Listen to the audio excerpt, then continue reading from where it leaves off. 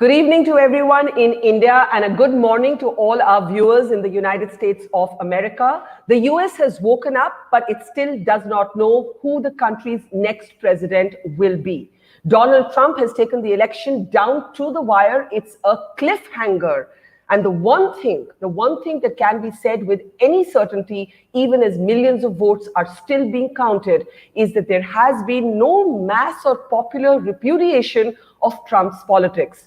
In this pattern, many questions arise. Among them, what are the key lessons for American liberals, and indeed for liberals across the globe who seem to be failing to present an effective, popular, imaginative story to counter the rise of right-wing populism and the rise of alpha male leaders? Over the next 90 minutes, we will bring you voices from across the globe, from here in India, from the United States, and from other cities in the world. A diverse set of voices to try and help us make sense of exactly what's happened in America. Indians are gloating a bit tonight, saying, hey, if we know how a billion people, a country of a billion people can vote, what exactly is going on in the United States of America? Why is it so complicated for them? Why is it so difficult for them? Among the many questions that we are going to be asking on the program today. Let me first welcome to the program our very distinguished panel, whom it's my pleasure to introduce this evening one by one. Ambassador Vishnu Prakash, veteran diplomat, is with us. Welcome, sir. We're also joined by Ravi Agarwal. Ravi Agarwal is the managing editor of the influential publication Foreign Policy, a very critical voice on the global stage. Sadanand Dhume, Wall Street Journal columnist and well-known journalist, is with us as well. And Dr. Sanjay Baru is with us, a veteran journalist, but has also been advisor to the Manmohan Singh government. And the reason that's especially relevant in this context is that it was in that government that the Indo-US nuclear deal was in fact brokered, and that dramatic shift took place in the elections.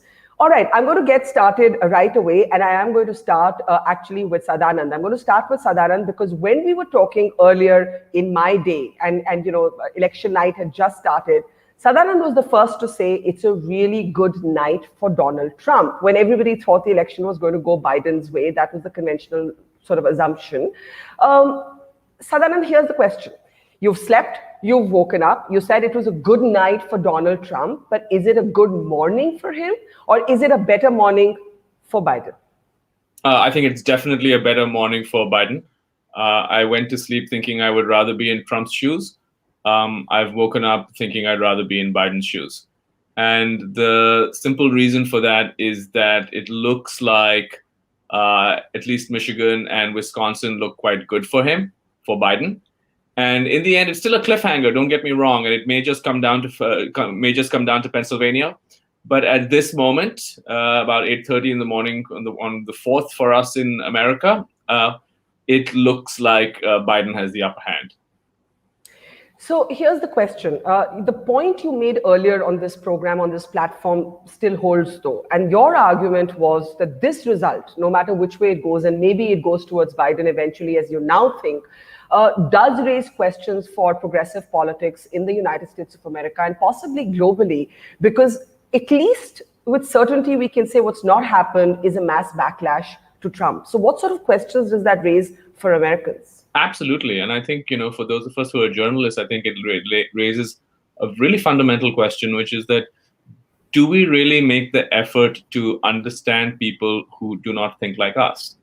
And if you were in this bubble just reading the New Yorker and following the polls in the New York Times and so on, you would probably have had quite a dramatically different picture going into the counting. And I think it's a failure of our profession to a certain extent. I think that many of us tend to be cocooned, and I do think that social media has greatly amplified this because there is such a premium on social media in sort of belonging to a tribe, whether you're on the right or whether you're on the left. And I think that human beings are human beings, and I think that does tend to affect coverage. So I think that, there's going to be a lot of soul-searching among journalists, a lot of soul-searching among mainstream Democratic politicians. For example, you're seeing that Trump has increased his vote share among ethnic minorities. After 4 years of this drumbeat that he represents this kind of aggressive, scary, militant white nationalism, you have to sort of complicate that story. I made this point, last night your time, last night my time too, that there's more going on. There's more than one way to think about race. There's more than one way to think about gender. There's more than one way to think about economic opportunity. And I think that this very clearly brings that home. So quickly, before I go to Sanjay and Ambassador Vishnu Prakash, you believe that more than anything else, is this a failure of media and pundits, even more than mainstream progressive politicians? I think we certainly have a lot. I think the opinion making bodies, right, or the media, academia, places that have basically become monocultural to a large extent. I think there's a lot of soul searching there, and I think by extension that also applies to politics and politicians. One of the things that I find quite troubling is the fact that the way we think about elections in America right now really is that you rack up the votes in the places where your supporters are, and you're just trying to out muscle the guys, the people who are with the other party. And I don't see, and I think Biden, to his credit, has tried to do some of this, and that's probably why he may end up successful. But you don't really see that much outreach to the other side. And I think that's absolutely essential for democratic politics, that there has to be reason. I'm not saying you abandon your principles. I'm not saying that people who are either left wing or classical liberals or whatever, suddenly decide to become populists themselves. That's not what I'm saying at all. But I'm saying that we do need to listen, and we do need to, if democratic politics is to be healthy, we do need to at least have some kind of dialogue with people who do not think exactly like us. Okay, I'm just welcoming to the program my friend and colleague from the Washington Post, Karen Attiya, Global Opinions editor, author of an upcoming biography on Jamal Khashoggi, is also joining us. Welcome, Karen. You're with a bunch of Indians and Indian Americans trying to make sense of this bizarre election. And Sadanand Dhume, Wall Street Journal columnist, was just making the point that this is a kind of wake-up call for media, for pundits, and even for mainstream the Democrats, mainstream progressive politicians. Before I come to you, Karen, because it would be really interesting to get your perspective, I just want Ambassador Vishnu Prakash, veteran diplomat, to come in with his perspective. Ambassador Prakash, we were talking to Sanjay earlier, and he saw parallels in the rise of the right wing in India and the rise of Trump, and he thought that was a matter of concern for both countries. But Sadanand Dhume makes a very separate argument, and his argument is that there's a failure of progressives, there's a failure of liberal imagination here, there's a failure of a liberal counter narrative, even if Biden takes this election. How do you see this? And I'd like you to couple it with the perception that India had invested and Mr. Modi had invested too much personally in Donald Trump. Well, Barkha, as I see it, all or lots of polities are polarized. Now, when we say that there are the liberals, there are the progressives, there are the right wingers, and it just depends on whose perspective we are talking of. The polarization is becoming more and more acute. In practically every country, you have two segments of the society, and all of us, or most of us, really live in echo chambers. We interact with our own kind, and we take that as gospel. The desire, the ability, the interest in hearing or imbibing or appreciating another viewpoint is progressively diminishing. So that is a very big challenge. We see that in the USA, we see that in country XYZ. So, and I don't think that that is going to go away in a hurry. So that is point one. Second, about investment in a particular leader, too much or too little. I have never known anything called too much investment in anybody. I mean, you do your best to cultivate a leader, a country where you have a convergence of interests, And I think the way the two leaders, Prime Minister Modi and President Trump, have interacted with each other, uh, uh, reached out to each other, and the result of that is positive. There have been wrinkles. President Trump is a colorful personality. He is quite capable of using adjectives which may not go down well, but that's how it is. I mean, you take it or leave it. But the proof of the pudding is in the eating, and the proof is that the relationship has been blossoming under successive administrations. Barkha? Okay. So I think you've spoken in a way like a seasoned diplomat that you are, Ambassador Prakash. But I think you make the fair point that pragmatism will in the end define relationships between nations. What I want to do is, there are two different parallels here. What Trump, if Trump were to win, what it might mean for the world. If Biden were to win, what it might mean for the world. But also what this just means for regular Americans, and you have Trump making a threat about going to the Supreme Court. You have Trump wanting to challenge the remaining votes that are still being counted. And I think it's important to remember that millions of votes are still being counted. And I just want to get Karen Attia's perspective today, Karen. I mean, I can imagine that you're not happy. I don't know if that's some sort of understatement. But I think the point that everybody is making here at the moment is that the echo chamber that liberals are often accused of inhabiting is being reinforced. Your take? As both a journalist and as both a Black woman in this country, I'm looking at the closeness of the result and seeing once again, it feels 2016 deja vu in terms of people again having to question polling, people again having to question the media.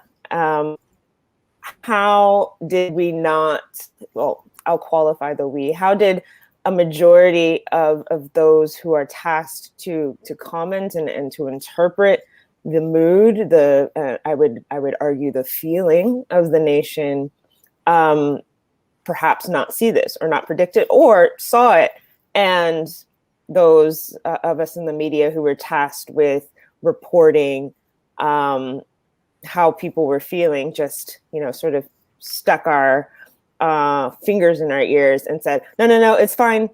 Progress. America obviously is going to reject reject Trumpism, I would say.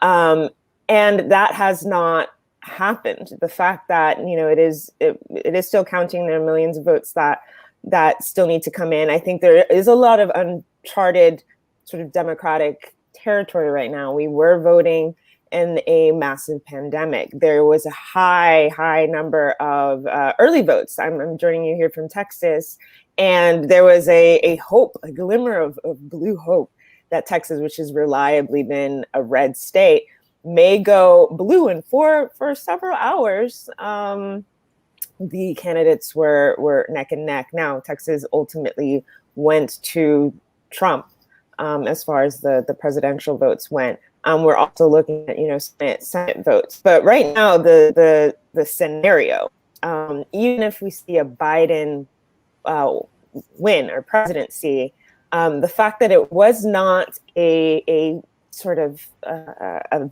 very decisive win, that we still have to consider the Senate and the House, and whether or not we will be able, the Biden will be able to push through an agenda is still very much in play. But honestly, I think that in this country, we underestimate the forces of racism, of sexism in this country. I know even plenty of people that I am close to here in Texas who were able to overlook that. We're also susceptible to believing a lot of, many of us would consider straight up conspiracy theories about Trump, whether or not, it was COVID being a hoax, whether or not it was, a secret. What do you think? What do you think? What do you think? What do I think about why? I'm looking even just this morning, at some of the breakdowns in terms of race here in the U.S. and white Democrats were not able to turn Trump voters towards their side. So that's one. Two, slight increases in Black support, increases in Latino support. And I want to just qualify that by saying, Latinos are not a monolith at all. What could be encouraging is that, yes, there was more of the youth vote amongst voters of color and Black voters. And I think we can perhaps attribute that as well to a lot of the protests and the awakenings over racial equality here in the US. But I think that right now, this should have been a landslide for Democrats. We're being crippled by a pandemic. Trump still has had low popularity ratings. And so right now, there's just this feeling of, if this was the most consequential election of our time, you're seeing a lot of people questioning, was Biden the right choice? Was there enough outreach given to various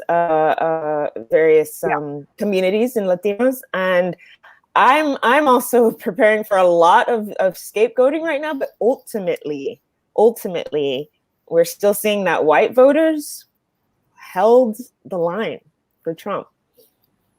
Yeah. So I do want to push you more on that in a moment, as soon as we can get our panel to actually respond to some of the very interesting things you've said, because I think, Sadanand, you've been making a slightly more nuanced argument. You're saying that the way to frame Trump cannot be that meta-narrative of this white supremacist anymore if the data suggests that there's a significant increase in the Latino and African-American vote. But I want to get Sanjay Baru in on this at this point, because Sanjay, in our day, and America's Night, you were drawing a parallel between the rise of Mr. Modi and the rise of Mr. Trump. And you said America and India, once with shared values of pluralism, are both, in a sense, weakening on those values. I think the counter argument would be, in both countries, the failure to present a counter narrative is actually the most obvious thing, whether it's in the form of an ineffectual opposition, the opposition which is seen as too establishmentarian. In India, the Gandhis; in America, Biden now, Hillary Clinton before that. Actually, the parallels are rather intriguing. True. I mean, I think there is something to that argument. And so I will not take your time repeating what you just said. I think there is something to that argument. But let me bring in another issue. My friend Surjit Balla, who's done lots of election pollings in India for the last several years, has been writing or talking about what he calls the lie factor, which is what pollsters don't take into account, is how people do not tell the truth when opinion polls are taken. Yeah. And if you consider the lie factor for the majority communities in the US and India, which is white Americans in the US and Hindus in India, it's entirely possible that many of them are not actually saying that they're voting for Trump in the US and Modi in India, while actually doing so. And that is where Sadanand's argument would come in, because the media and the kind of narrative puts them in a negative light, right? So racism is bad, inequalities are bad, and therefore you don't want to be seen as a racist, you don't want to be seen as a Hindu communalist, you don't want to be seen as anti-Muslim. But when you go into the polling booth, if you're a Hindu, you vote Hindu. If you're a white American Christian, you vote white American Christian. So therefore, I think it's not so much that the media doesn't get it. It's not so much that we are blind to reality, but that reality sometimes does not present itself in the way it actually exists on the ground. And that is what I think Surjit means by the lie factor, that we often don't get people telling the truth in these opinion polls. Right. And I think that comes to the point made by your previous speaker, I'm sorry, Athiya, I think, Miss Athiya. Karen at the end, Karen yes. from Washington Post, which is, I entirely agree with her, which is that both in the US and India, there is a consolidation of the majority vote. And it has nothing to do with performance. I mean, after all, the performance of the Modi government in the last year of its previous term was not particularly great. And they had to use the Pulwama attack and all this nationalism in order to retain the support of the Hindu voter, because the economy was not doing particularly well. Right. And even now, the economy, the COVID handling of COVID has been terrible. And yet in the Bihar election, the focus is all on issues that keep the Hindu vote together. So I think the same thing has happened in the US, which is Trump has managed to keep the white American voter with him. And therefore, we see the result we have. Okay, I can see hands going up from Ambassador Prakash and Karen. So with Ravi's permission, because he's been very, very patiently, brief interjections. Ambassador Prakash, to you first, and then I'll give Karen a chance. Go ahead, sir. Thank you, Barkha. No, I just have a very quick question, rather, or observation in continuation of what Dr. Sanjay Baru is talking of, the lie factor. I also feel that opinion poll after opinion poll, we project our own viewpoints on the sample size that we have. We hear what we want to hear. We see what we want to see. Would you agree with that? I think it's best taken to Karen and Ravi. Karen, take that. Yeah, I mean, I think that is definitely a factor. I think that Reuters had a great story 2 days ago, and I can see this amongst my social networks, that this election, the level of we use the words polarization.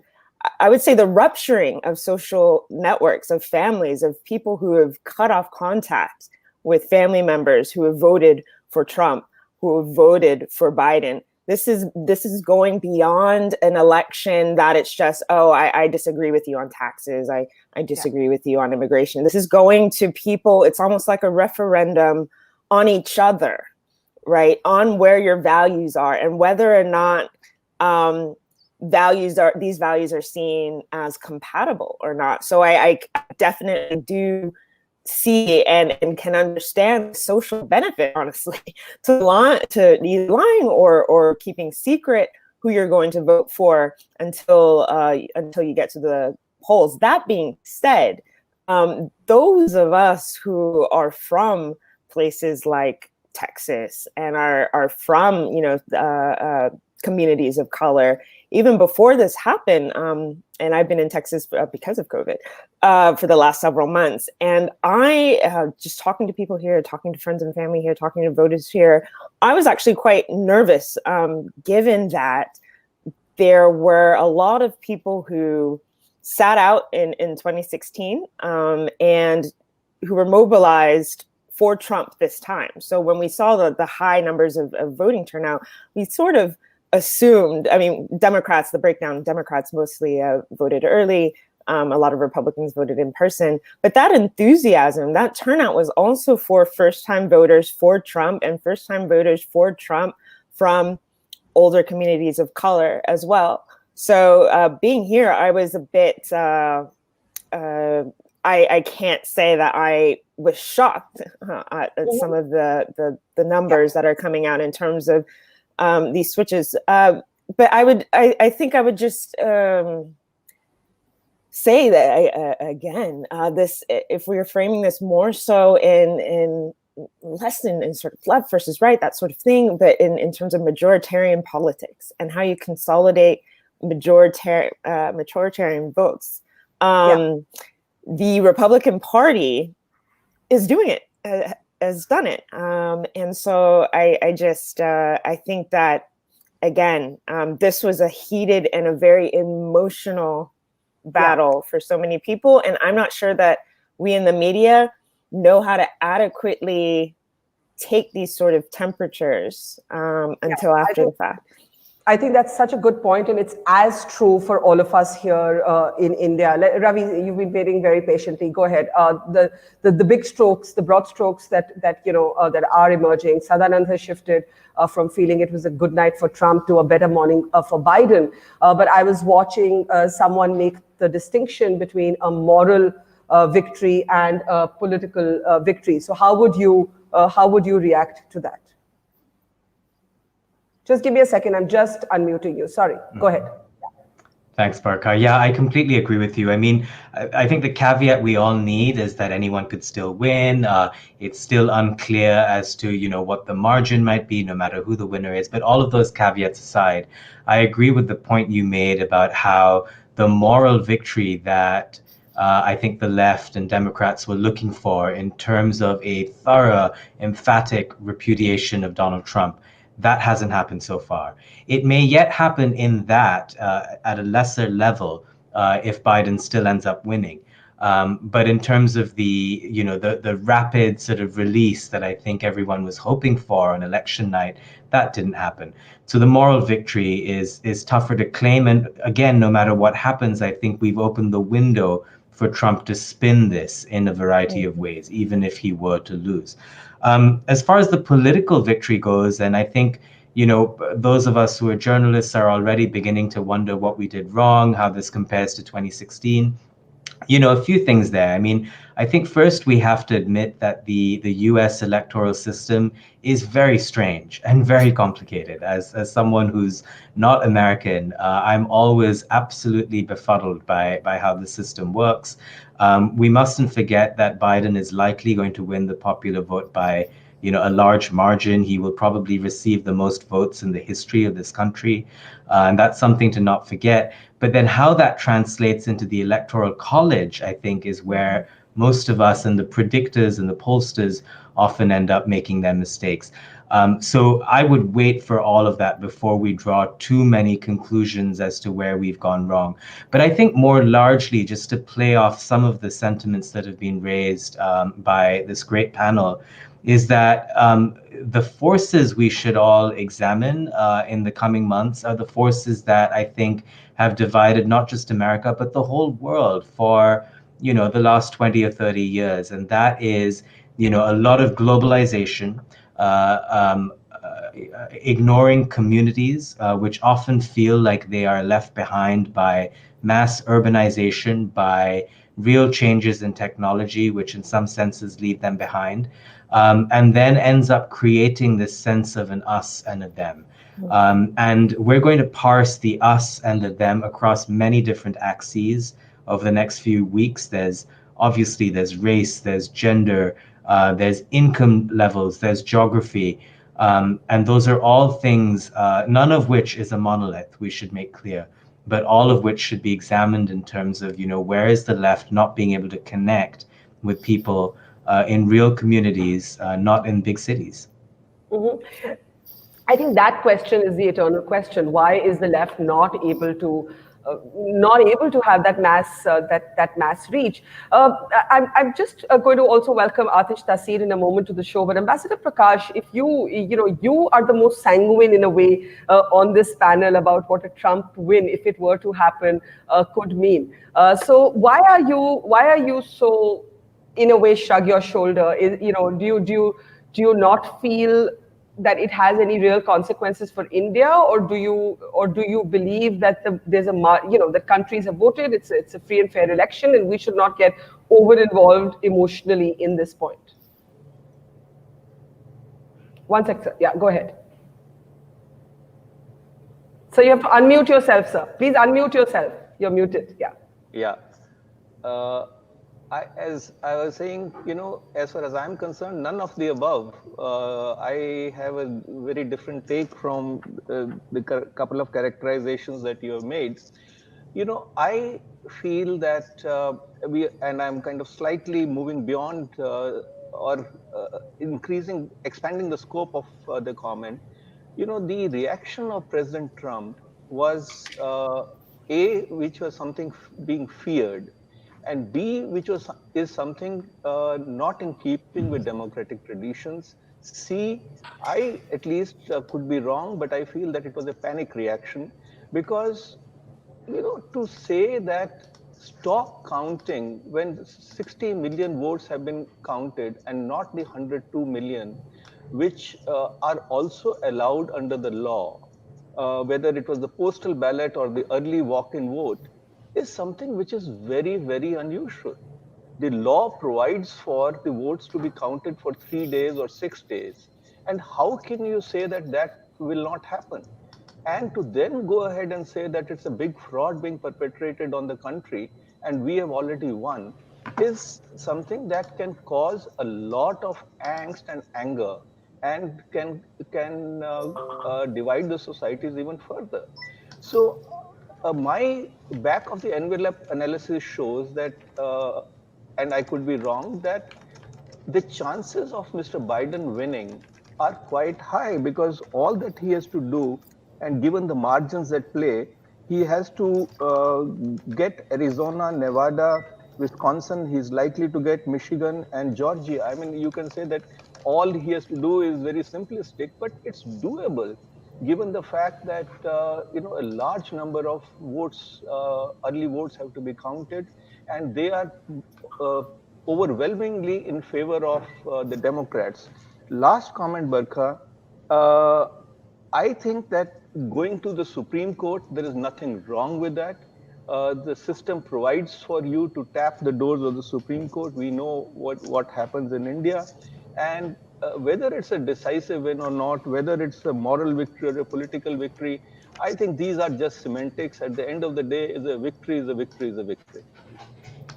Okay, fair enough. I think that's a fair point that the winner actually takes it all. And let me actually say at this point that we have another very interesting guest joining us, and I'm just going to welcome him to the stream. Atish Taseer, well-known author, is with us. Hi, Atish. How are you feeling? How are you feeling this morning?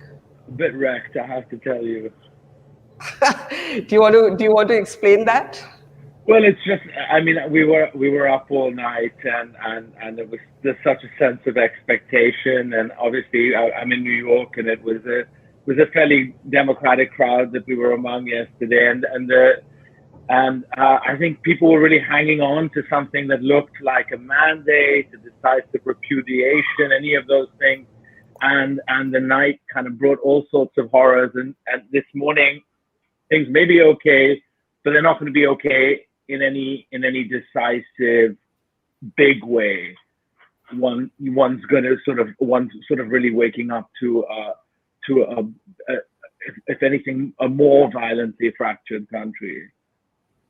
Mm-hmm. Sadanand here was talking about the failure of media, of pundits, of liberals, of progressives, and Karen Attiya from the Washington Post was saying it's 2016 all over again. And the point is, if it is 2016 all over again, in some ways, even if Biden were to win, it raises really serious questions about whether we in the media, we who comment on politics, know how to take the temperature of the people's pulse. Well, this is, I've been banging on about this. My husband is a big numbers pollster sort of type person, and he banged me over the head with this in 2016. He did it to me again, and I said every time I leave intellectual circles, I find that the Americans quite like their president. They find him funny. They find him a big character. They find that there's often a grain of truth in the kind of criticisms he makes, even though they realize that it's often overblown. And I was like, you can't have this sort of evangelical liberal reaction to it. You have to treat this person as a valid choice, but B, also as somebody like you have to be able to enter into that palette of emotion and taste and realize that you can't proscribe a character like that. And I think the people who deal with him sometimes more effectively, even if it's an Andrew Cuomo or whatever, are the people who are ready to kind of wrestle with him a bit more and are not so sort of affronted that they can't even speak to it. And more than that, they don't even want to hear from the electorate because look, the electorate has spoken. Okay, and what has it spoken? That's the question. What has the electorate spoken? Well, certain things are very clear. It's not in some kind of state of shock about this horrible racist sociopath in the White House. It's somebody that they probably see in many ways as a flawed president, but perhaps like a president that has been good on the economy, that's been very serious about the things that he's promised, whether it's immigration, whether it's taking away regulations and stuff. They obviously haven't joined the dots, and they don't blame him for the coronavirus. And so there are a number of mental processes that have been that kind of come through that I just don't think the intellectual classes took account of. Okay, so Sadanand, I want to bring you in. I want everybody to respond because we've got a very diverse set of opinions here. Sadanand, to everything you've heard so far, also from Karen, right? I think speaking as an African American, a view that cannot be discounted today. What would you say? Yeah, I think that's probably where the sort of sharpest disagreements lie. My own sense is that one of the big mistakes that the left and progressives have made in the US is to portray anyone who has any sympathy for Trump as some kind of racist. Look, there are many people who voted twice in a row for Obama. They were completely comfortable with having a black man in the White House. And the idea that anybody who kind of has an opinion that's like a shade different on some of these issues somehow is sort of the modern day equivalent of a Ku Klux Klan member strikes me as preposterous. I'll talk about the conversations that I've had with people. I sometimes give talks in various parts of the country, and I've had sort of long conversations with people in places like rural Florida who don't strike me as having a racist bone in their body, but they happen to think, for example, I had a long conversation with this guy who actually thought Donald Trump is a genius. Now, do I think Donald Trump is a genius? No, I think he speaks like a moron. But there are people like that out there, and just because they inhabit a different information universe, or they view this person differently. I'll tell you, a funny story from 4 years ago. The first person I met who was a Trump supporter, right? And I'm in a Republican-leaning think tank. Everybody was appalled by this guy. He's so, look at the way he speaks. It's so awful. Look at his stance on immigration. Look at his primitive views on trade, and so on and so forth. The first person I met who was a Trump supporter was an Indian limo driver taking me to the CNN studio, a guy called Robert. He had like all the buttons of his shirt undone, and he had a big gold chain. And I said, like, why do you like this guy? And he says, I like him because he's such a rich guy, he won't need to be corrupt.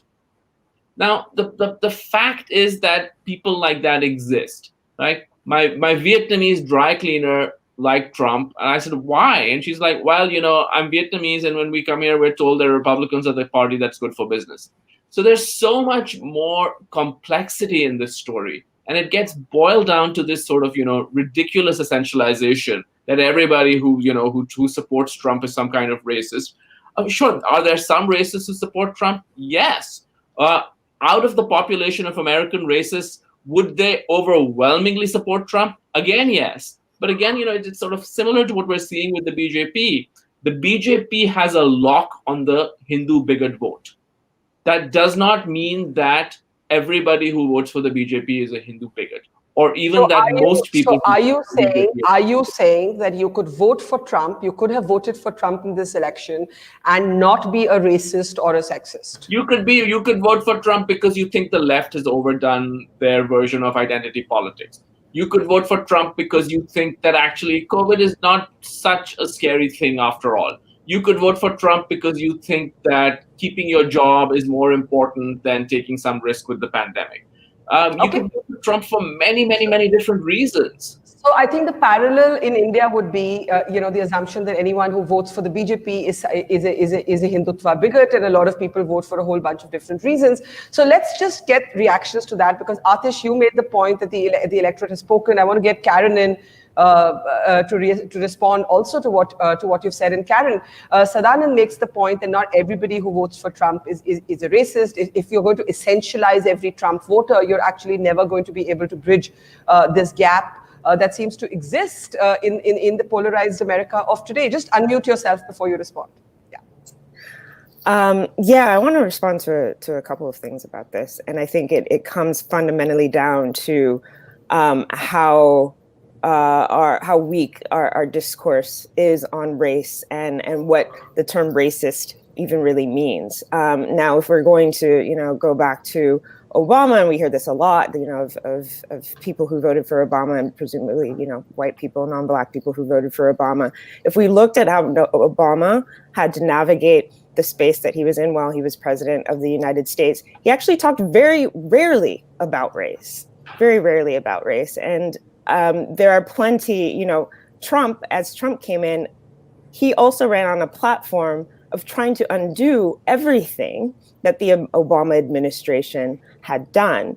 So I think that we need to still take into account this psyche of America. And when we talk about whether or not somebody votes for Trump, whether or not they're personally racist, whether or not they're, putting on Ku Klux Klan hoods, that's not exactly the point. And I think this has been this has been a huge contention for Black journalists and journalists of color in the media system here, where when we say something is racist, it's talking about impacts, it's talking about policies, it's talking about harm. You don't have to be somebody who hates Black people and thinks that they should be, segregated in order to support policies that disproportionately harm Black people, Muslims. The first act of the presidency under Donald Trump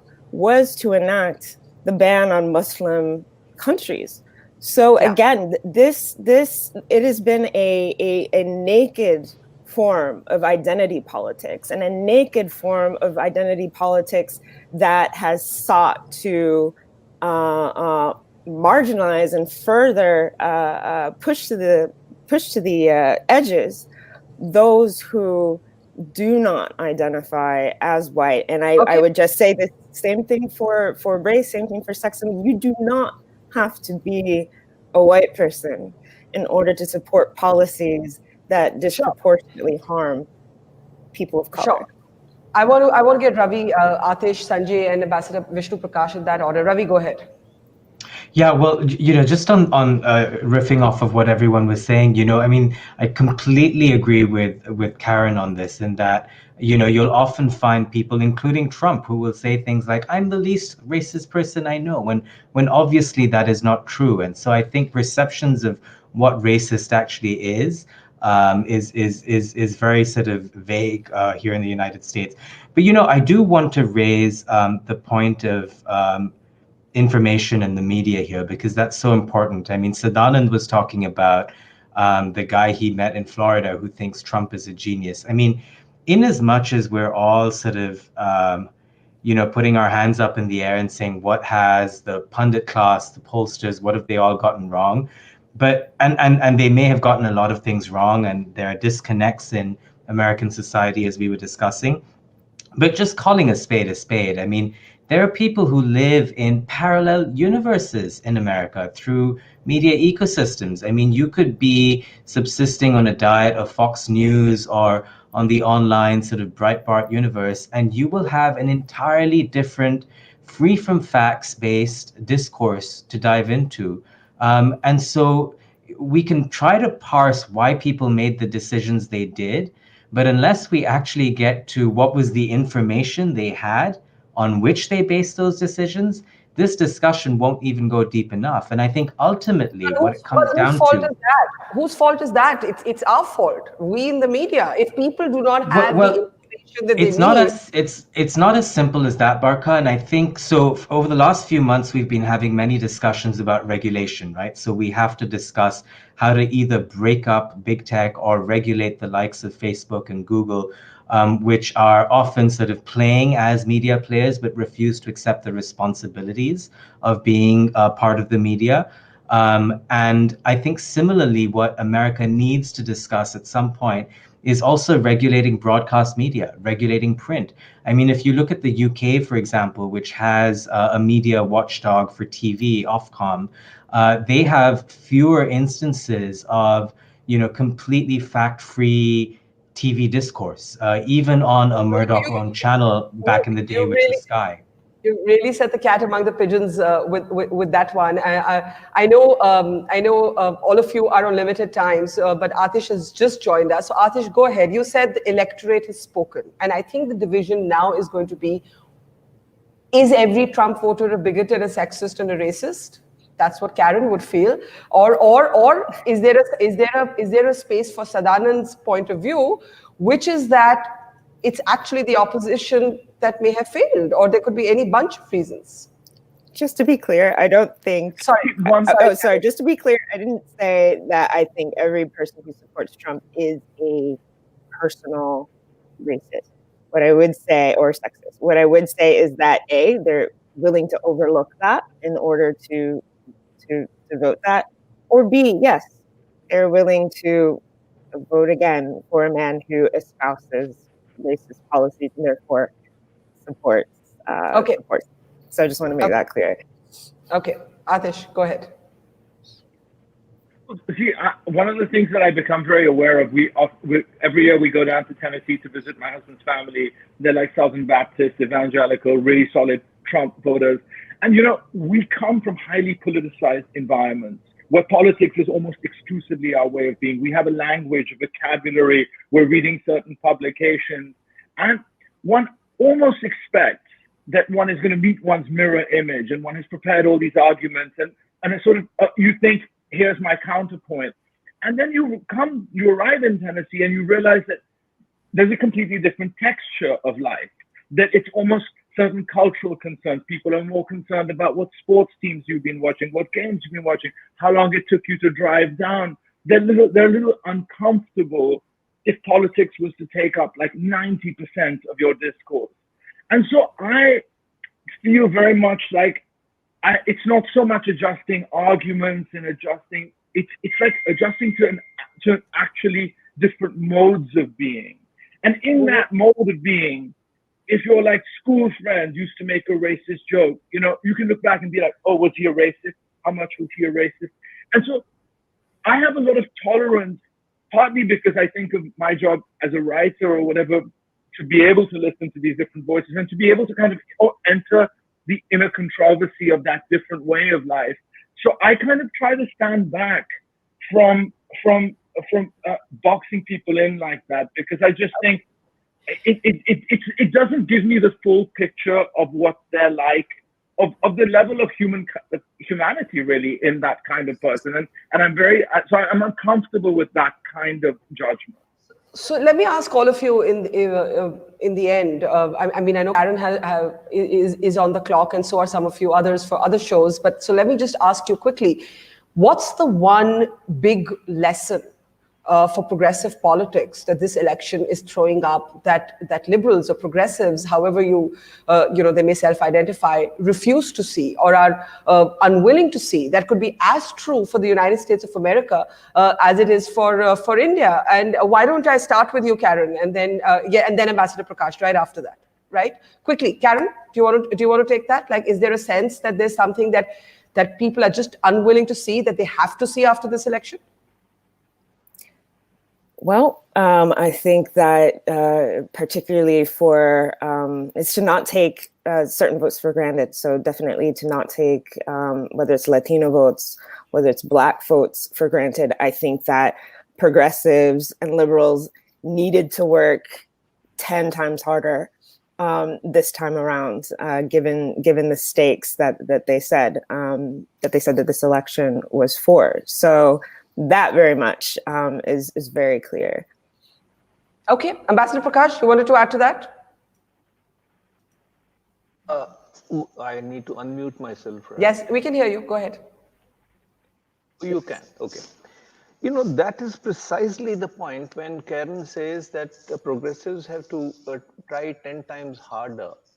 There is a presumption that progressives can shape the world to their viewpoint. And therein lies the whole challenge as to who is right. Now, I have been visiting the US every year, talk to people, both white Americans and the others, and there is a large segment which all of you know in America for whom Trump is a demigod. They worship the ground that he walks on. And anything that you say about him is water off the duck's back. Now, you can say that, well, he's wrong, but for him, that is not. So, is it possible really to mold people to your viewpoint is the big question. Or there are going to be parallel streams, parallel strains. And I leave it there because I don't think that having everybody agree on a certain viewpoint is physically possible. The big question is, should we try or not try? I would think that, live and let live is the best outcome, because you have to agree to disagree. Okay, I'm going to, at this point, say thank you to both Karen and to Ambassador Prakash. I'm going to request Atish to stay on with us because he tuned in just towards the middle of this hour. But let me take the same closing comments to Ravi and Sadanand. Ravi, go ahead. Give me a second. Yeah. Go ahead. Yeah. Thanks, Barkha. I think, to your point about what the left can learn from this, and this is the same as it was for previous elections, which is more humility, trying to listen more, trying to understand more why they're often seen as arrogant, why they're often seen as elites, why they're often seen as smug, and why they often seem disconnected. I think, as I was saying, among the many axes and divides through which to look at this election and other elections, I think the urban-rural one is one that deserves more discussion. I think, if, as seems likely, this election is decided on urban votes in some of the key battleground states, then I think, it's worth asking again, how does one better engage rural communities, whether, whoever they are, whatever they are? How does one show more empathy to them? And how does one begin to acknowledge that the forces of capitalism and globalization have left many of them behind, or at least have given them a sense that they're not as invested in the global economy that they're likely to see more of on TV in New York and DC? Okay, thank you, Ravi. Let me take the same question to Sadanand, and then I'm going to ask Atish. We have Preeti Davra joining us as well. Sadanand, stay as long as you can, of course. But if you want to take that, question about what's the one lesson for liberals. One thing that ultimately the winner matters profoundly to the story. Now, of course, it would have been different if we'd seen a Biden landslide. But that doesn't mean that it's kind of more or less the same whether Biden squeaks through or Trump squeaks through. It's not. If Trump is booted out, even if it's a narrow Biden win, it does change the way the world views the rise of this populism. It puts someone else in the White House. So the narrative for the whole world is different if Biden wins. And I have to stress again that it does look like Biden is the favorite again, right? Because of the way things are going. He's ahead in Michigan and Wisconsin and so on. So that's the sort of, the so first point. No, 1 minute. Are you saying that the scale, can I just interrupt you there? Are you saying the scale of victory will not matter in how the world looks at these politics? I'm saying that the single most important thing is who won. Okay. That is by far the most important thing. Who won is the most important thing. Trump winning by a narrow margin is an earthquake. Trump losing by a narrow margin means that, yes, of course, we still have to have these discussions, but fundamentally it means that the American people booted him out, American institutions held. And that, I think, is remarkable for the story of populism and liberal democracy that we've been discussing. So if that happens, and it does seem likely to happen. So you don't go with the sort of hand-wringing liberal narrative in the US right now, that the fact that this is so closely contested means that there is no repudiation for Trump's politics. You don't go with that. I think a lot of the hand-wringing comes from a fear that we're going to see a repeat of 2016 and Trump is in fact going to win. That's the source of the hand-wringing. If you could tell the Democrats that, look, it doesn't matter. You're guaranteed to win at the end of the day. We're going to see a President Biden and Kamala Harris sworn in January. I think the mood would be different. Right now, there's still uncertainty. We have to see which way Pennsylvania goes. It's too early to call. But if Biden wins, then I do think that populists around the world are going to have to take note. And so that's the headline to keep our eye on, rather than getting sort of, lost in the weeds of like the 49-51 argument, right? So that's my sort of the first point. The second is that I think on many of these fraught issues, we have to recognize that there are morally valid arguments on both sides. There's more than one morally valid way to look at race in America. There's more than one morally valid way to look at the threat of Islamist terrorism. And the problem that we've had, and the problem that I think the left in particular has had, and many liberals have had, is that they assume that their way of looking at it is the only moral way. I mean, I'll quickly sort of, come to the Muslim ban. I was not a fan of the Muslim ban. I thought it was a bad policy, right? Because you should distinguish between ordinary people and radicals. But the response from the liberals is just to say, this is crazy, this is bigoted. Whereas you have to find a way to reassure people who see terrorist attacks in places like France and explain reality to them. And this explanation, rather than talking down, I think that's where we've been sort of missing something. Okay, so let me actually take this to Atish and to Preeti. Do you agree with Sadanand that it doesn't really matter? It's a winner takes all, that in the end, if Biden does manage to wrest back this democracy of America from Trump, then the purpose is in fact served. Do you agree with that? Look, I think personally that we never remembered, after Bush won narrowly in 2000, we never remembered that he was not really the president or whatever. I think that if Biden wins, it'll be a big thing. But remember that there's no such thing as status quo ante. And here we have the vice president of the last guy coming in as a sort of placeholder for we don't necessarily know what. So the actual deeper discussions that have riven America and that produced Trump certainly won't go away. And I think a part of this, like this sort of, just come back to that idea of what, of lessons learned. The late V.S. Naipaul used to say to me about England, he said, you mustn't go looking for racism because you'll find it. And what he was trying to say was that civility means a lot. It means a lot that people are able to keep like a certain kind of discourse or a certain way of being, even though they may have many unresolved aspects of their personality and their beliefs and things, that you're not going to be able to correct, if such a thing is possible, down to the ground. And I think that culture. Oops, did we just lose Atish? Atish, I think we just lost the sound to you, so I'll wait for you to actually reconnect and take the same point to Preeti. Preeti, do you agree with what you've heard Sadanand say, that actually in the end what matters is who wins, and that's all that actually matters? Well, I think to some extent, Barkha, but I think that the margins are so, it's so close. I suddenly can't hear Preeti. Yeah, there you're back. Go ahead, yeah. I think that it would be, Barkha, unwise to not see how close this election has been, given that it's wildly different from what it was predicted.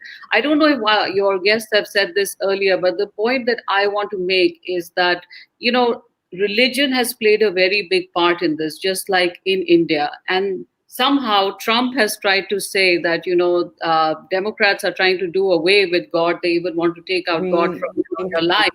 Yeah. And that he has become some kind of giver of values. Somebody here said he's like some kind of a demigod. So he's a keeper of tradition, and you can't replace religion and tradition with intellectualism and liberalism. It's not that easy, right? So, and I think a leader articulates basically articulates a nation's imagination, and people have responded so strongly to that he is the keeper of tradition and religion. And I think this is a trend that you've seen in India too. When you show contempt for people who believe in religion, and because of religion, they believe in this, pro-life and all of these other things, and they're not engaged with in a way that sort of dignifies them, then this creates a backlash, and Trump has absolutely taken advantage of that backlash. Now, you've seen the kind of polarization. For example, in America, Ilhan Omar is saying Trump can't stop the ballot counting. This man is dangerous. And the question that the Americans will be asking is, has the electorate in fact spoken at all? And there is now Michigan turning blue. And therefore, I think Sadanand's earlier point was that while it was a close race, in the end, that's been counting. And what's going to happen is, what's the bottom line? Do you actually agree with that? I mean, yes. I mean, if the Democrats win, then they win, right? And that's what the nation wanted.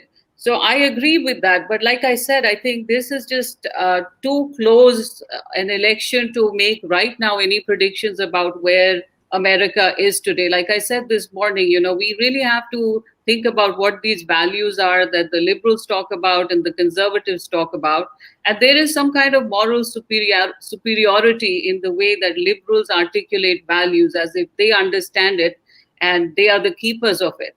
And this has, led to, I think, this divisiveness today that we see in America. So yes, I mean, whoever wins it, Biden was supposed to win this election. So if he does, that's fantastic. But I think we should all reflect on how did it come to be this close. And I think, again, religion, tradition plays a part. And to disregard it is to, choose a very unwise path. Okay, so what I'm going to do at this point, I think Atish Taseer is reconnecting with us in a moment from now. I'm going to actually play out what both sides are actually saying.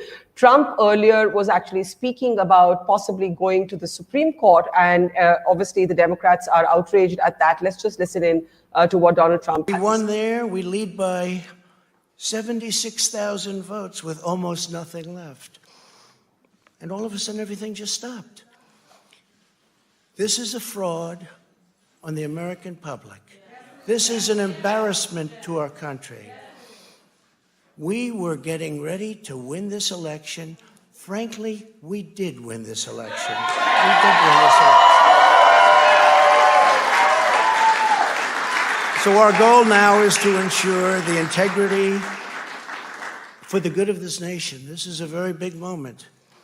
This is a major fraud in our nation. We want the law to be used in a proper manner. So we'll be going to the U.S. Supreme Court. We want all voting to stop.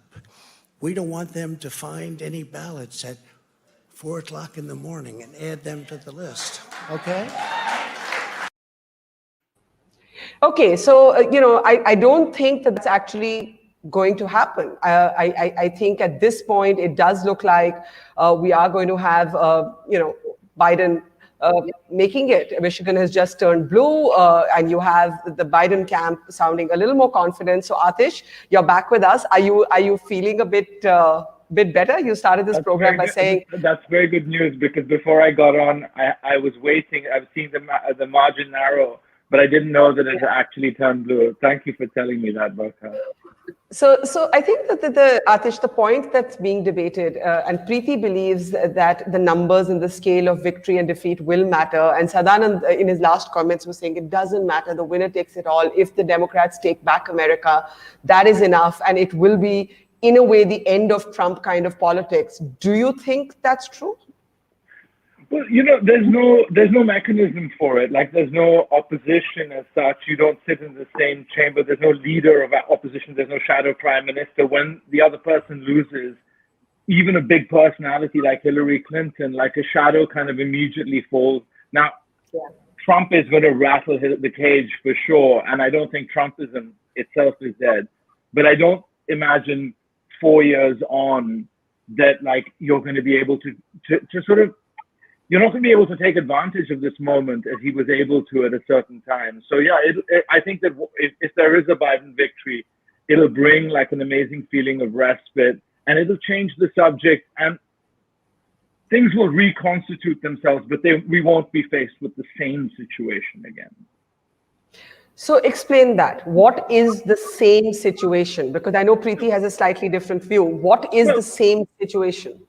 Well, there are there are cultural fault lines which are not going away, which we discussed earlier, which Ravi explained very well, and Sutherland to some extent too. The part of it that's a culture war is real, is part of the fabric of American life, stands unresolved. But culture can sometimes take political shape. It took political shape in the advent of Donald Trump at a certain moment, and he represented something, to my mind, one of the rare politicians who really is one of his kind in that respect.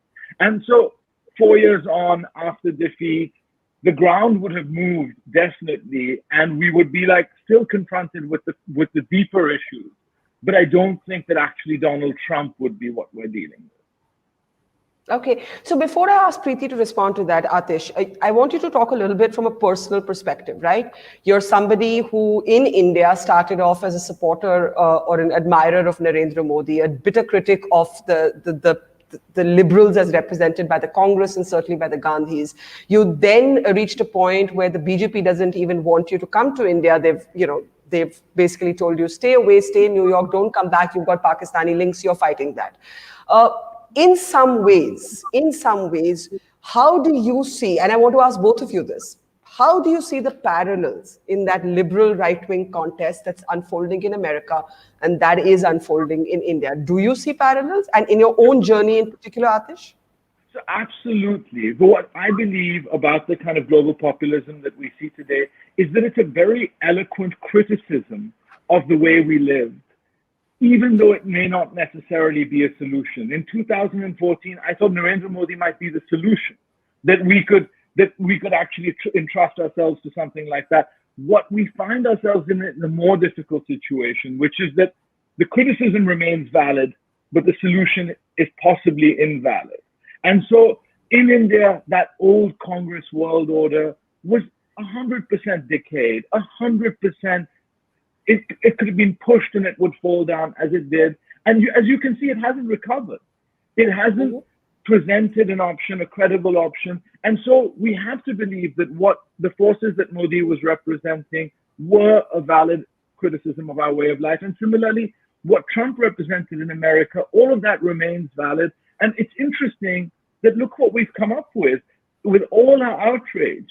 We've brought the 78-year-old vice president of the last guy. I mean, there's a smell of Rahul Gandhi about it, you know?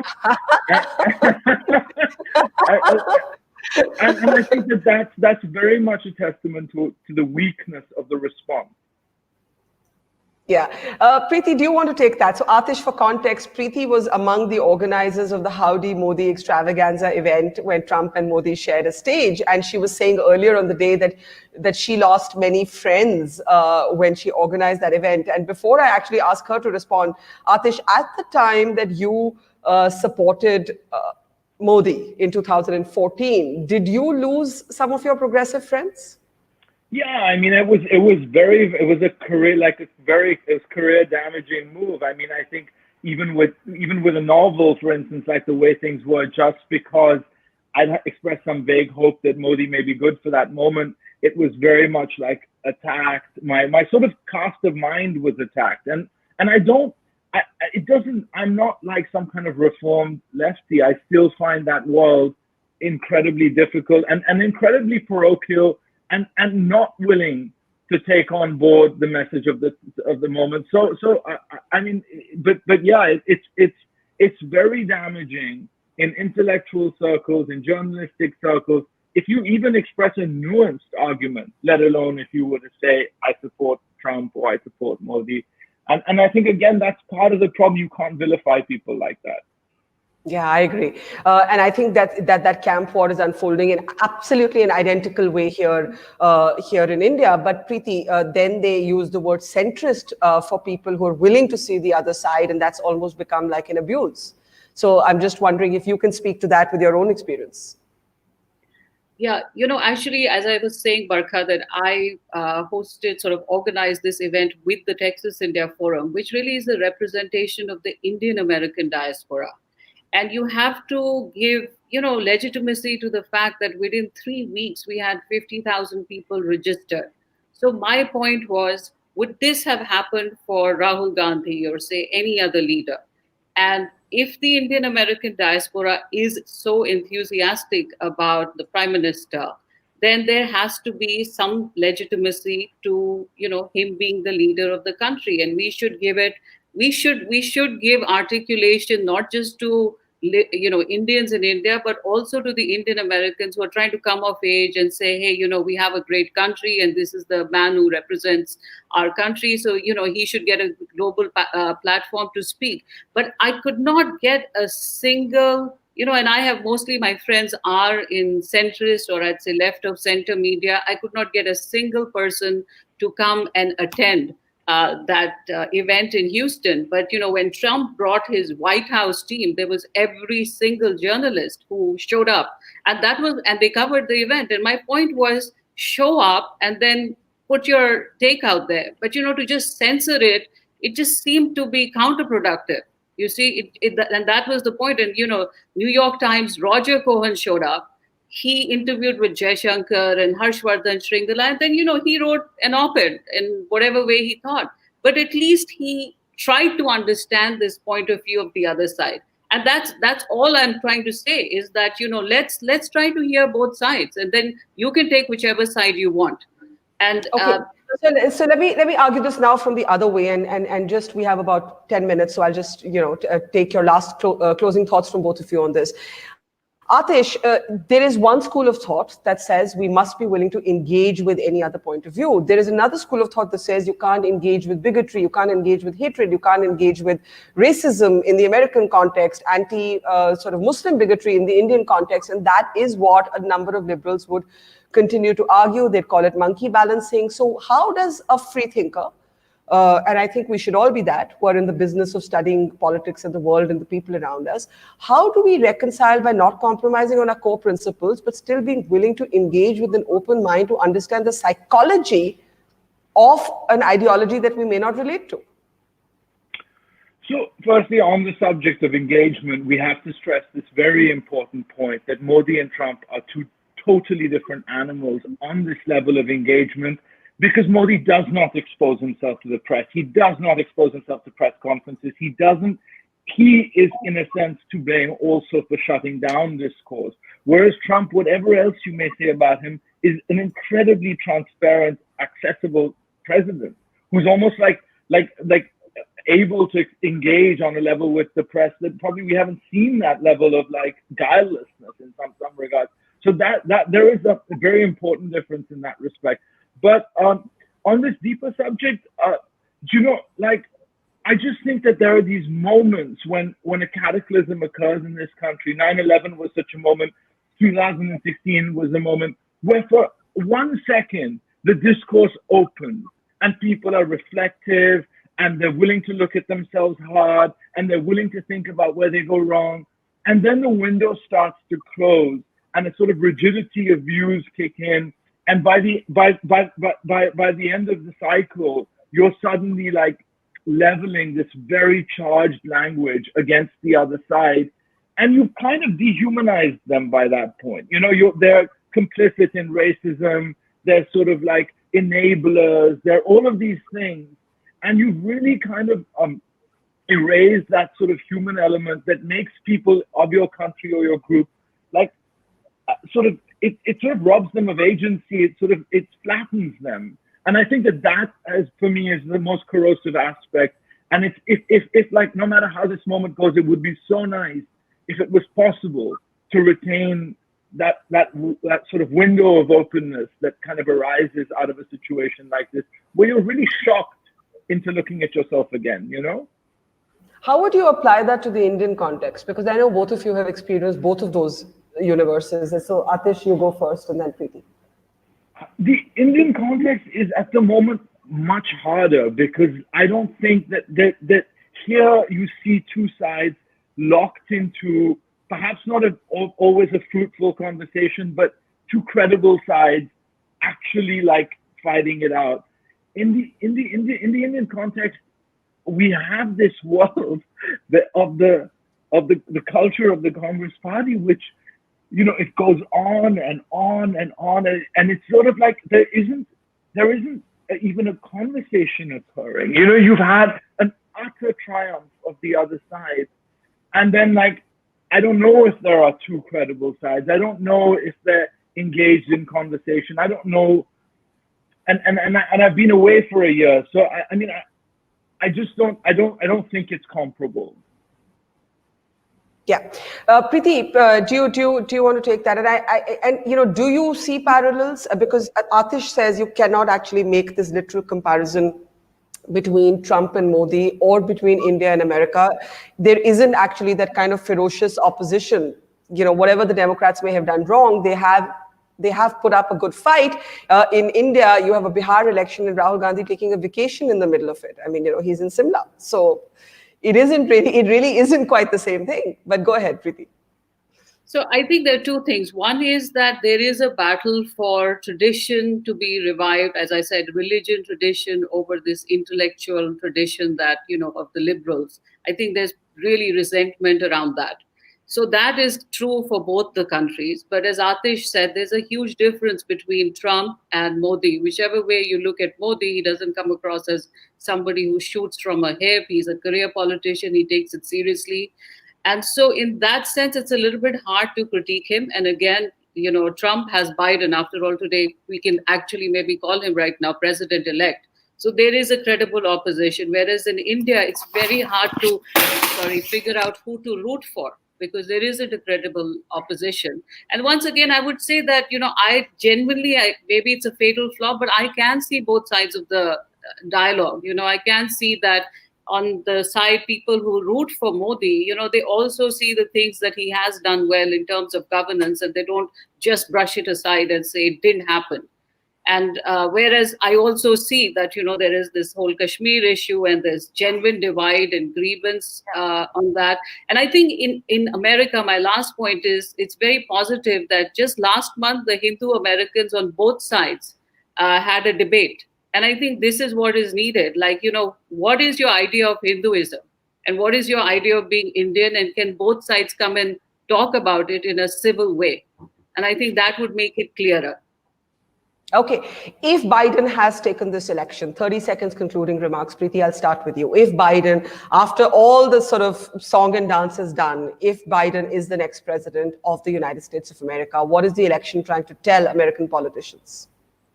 I think it's still trying to say that America has just been ferociously battling for its soul, and Biden has made it by the skin of his teeth.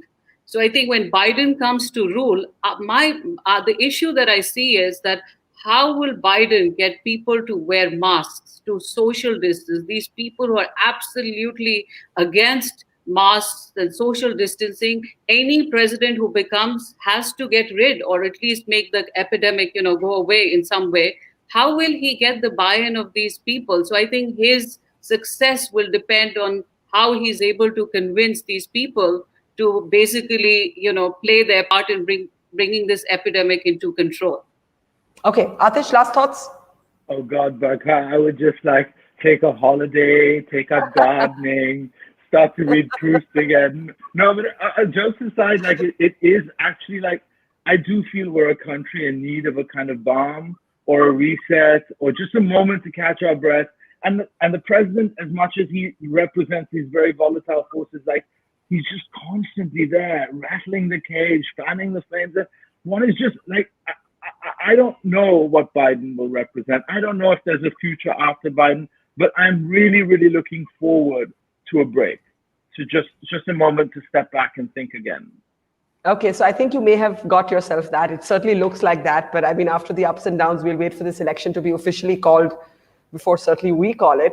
Atish, Preeti, it's been a pleasure talking to you. I know both of you don't necessarily think alike, but we've been able to talk. And I think that's what the point is. Our politics, our social media, our media has completely compressed the space to be able to have a conversation. And there's so much dogma and sanctimony and yes, bigotry and prejudice as well in the mix, that it's almost become poisonous to talk to somebody who doesn't agree with your politics. And really, somehow we've got to shake out of that. I'm going to say thank you to both of you. Thank you. And thank you to our audience. Before we go, I'm going to take a final look at some of the things that we can tell you now. Joe Biden is just reminding Donald Trump that Trump or he cannot actually call the election. that has to be something that is waited for to be officially called. But Michigan has turned blue, and it does look like Mr. Biden is now having a much better morning than he was having an evening. So we'll end it there. Thank you, Atish. Thank you, Preeti. And thank you to our audience for watching. We'll keep a close eye on this story. What a Biden presidency could mean for the world, we'll have that coming up in a few hours from now. Thank you very much.